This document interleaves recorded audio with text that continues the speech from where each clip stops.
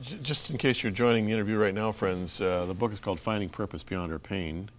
It's co-authored by Paul Meyer and also David Henderson, who is my guest. David is a psychiatrist. Uncover the hidden potential in life's most common struggles. And it's a very, very interesting book dealing with injustice, rejection, loneliness, loss, discipline, failure, and death. I want to leave the book now. You're a fairly young man yet, I would assume. I don't see any gray hair yet. I've got a few up there. Not... Yeah, my hair would be gray if I had it. But, have you been a believer for most of your life? I have, fortunately. I grew up in a strong Christian family, and I am so thankful for the example of my parents and my older siblings. I have a brother that's 11 years older than I am, and so I had a huge example. And I realize that there are not many people these days that can say that their father and their brother are the two greatest heroes in their life, but I'm so thankful for their godly example. So. In the course of your studies, your undergrad, and then your medical studies, and then your psychiatric studies, is that the proper term, psychiatric? Mm-hmm. Yeah, psychiatric studies. Did you have any crises of faith in your life? Tell me about it. Yeah, in fact, I was talking to my wife. She told me that the next book I write has to be the 7 best vacation sites in the world so that we could experience that instead. The Lord does not allow you to write a book on pain without allowing you to go through some yourself. And in fact, in the last year, this has probably been one of the most difficult years of our life. Why is that? Our daughter, Victoria, has had a pretty rough start. She's had a number of health problems that we've had to deal with. In fact, one night, I believe that it was the Lord that woke my wife up in the middle of the night, went in to check on Victoria, and found that she was struggling to breathe. And Angela rushed her to the emergency room while I stayed home with our son. It turned out her oxygen levels were very low, and she has been through a multitude of tests and treatments, and fortunately the Lord has brought her through some of this. But in the course of that, we got a letter from our insurance company that told us that they were deciding, based on a technicality in her policy, that they were going to remove her from our policy and that we were going to be responsible for paying back the thousands of dollars in medical tests and treatments that she's received. And one of the topics that I was writing about right at the time was the topic of injustice. And it was pretty incredible, pretty surreal. The Lord had put me in this situation, specifically, I think, to wrestle with it.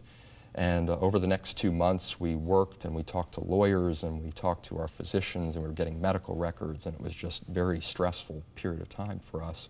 Unfortunately, the Lord allowed the insurance company to overturn their decision. But we couldn't help feeling that sense of injustice having gone through this. Here our daughter has been very sick. We're wrestling with that and that specifically. And when your daughter is going through something, you wish it could be you. Yeah.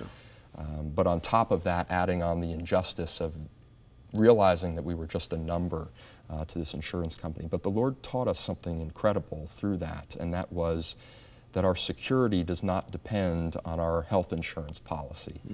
Our security does not depend on the job that we hold, which many people have realized over the last year or so. Our security depends in the person of Jesus Christ. And I think that sometimes God places us in these situations to realize that very truth and accept it and find comfort in knowing that even if God were to take everything else from us, that Christ in our life is all we need. And that is a easy statement to make. It's very hard to deal with in reality, and yet God promises that to us. We've got about 3 minutes left. Situations like this can sometimes, especially when you have this unresolved sense of injustice and some of these other things that you talk about in the book, can leave you very depressed. And as a psychiatrist, I'm sure you deal with depression a lot. How critical a player is depression in some of North America's mental health issues? I think depression is a very huge issue. In fact, it's one of the leading causes of disability in the United States. A lot of money is lost from folks who are suffering from depression. So it's a huge issue. But I think that one of the greatest issues with overcoming injustice, overcoming some of these other pains that we discuss in the book, is realizing that God does have a purpose when we experience these things. There was a study done looking at people with physical pain, and it showed that people that could not get over the sense of injustice associated with that pain tended to focus longer on their pain. The pain was experienced as being more severe, and they had a greater sense of helplessness and hopelessness in overcoming that pain.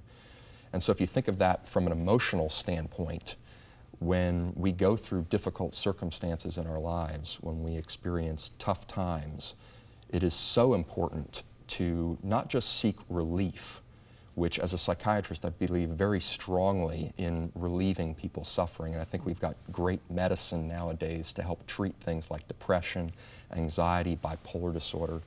But more importantly than that, not just seeking for relief, seeking for the reason perhaps that we've gone through this, looking for the opportunities, looking for the purpose beyond the pain. This is not just rationalizing, eh? This is not trying to just justify an unfortunate situation. There's actually some wisdom to this. No, I think there's huge power in taking on that attitude. I've been reading through the book of Philippians recently, and in the book of Philippians, Paul talks about having joy in life. And here's a guy that is in the midst, in prison at the time, potentially getting ready to be executed. And throughout the entire book, he talks about having joy. And one of the aspects that he uses and he mentions very frequently is the aspect of controlling your mind, using your mind to help produce joy in your life, making a conscious decision that no matter what you're in, no matter what you're experiencing, you are going to have joy, and it's going to be in the person of Jesus Christ. And a critical player has got to be forgiveness, right? Especially in the injustice realm.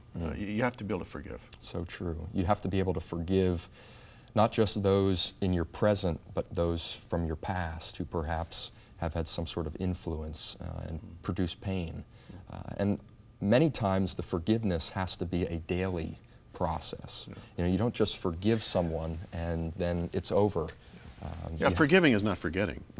It's not. I mean, you can have those memories for the rest of your life, but you don't bear the baggage of the injustice that you have borne.